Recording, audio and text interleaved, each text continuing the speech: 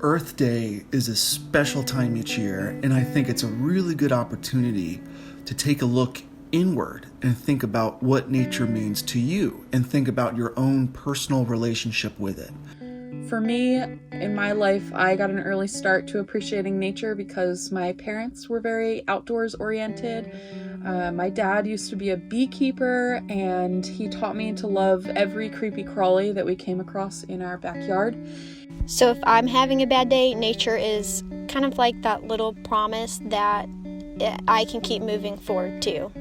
It's difficult to put into words why nature matters to me. There are wild places on this earth that I feel deeply connected to, but words seem to lose their meaning if I try and use them to describe that place or the way that I feel in my soul when I'm there. I think for me, being in nature always gives me an opportunity to feel incredibly small. To be in a place where natural processes have been happening uninterrupted for thousands, even millions of years is an experience that's both incredibly humbling, but also one that makes you feel just immensely connected to the world around you. So I try to very intentionally instead think of nature as a verb, because it's not something that's just sitting there, static. Nature is something that's always changing, it's always moving, and it always will be. And I think that experience made me feel even more connected to our planet.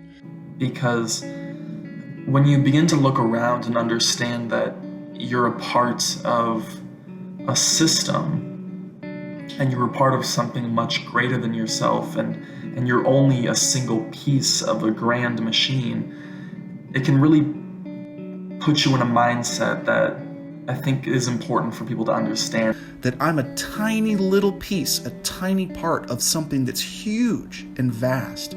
But at the same time, I'm also something that's really important, and the decisions that I make have the power to change a lot. I think that's why it's so important that we preserve and protect these wild spaces and make sure that at least some areas are kept free and unspoiled so that everyone can have that opportunity to feel that connection to our earth. I think that Earth Day is also a time to reflect on how we've treated our planet. This year, Earth Day's theme is climate action, and I think it's important to remember that our small behavioral changes can really add up. One person does make a difference. The mindset that a lot of people have about climate change is that they have no control over it. We all right now are living through a point where the decisions that we make in the next 5, 10, 50 years will have an effect on the next 100, 500, and 1,000 years of this planet. We're beginning to understand that everything that we do affects this system that we're a part of.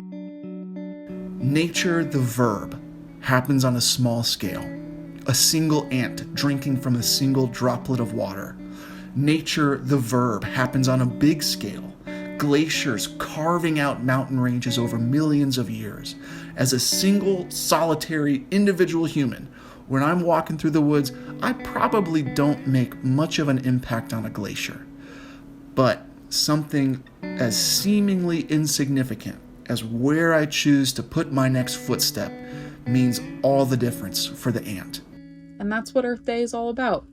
It's a little reminder day on our calendar to just take a second and reassess how we're doing. Could I use reusable shopping bags when I go to the grocery store instead of the plastic ones? Or maybe it means going for more walks and driving your car a little less.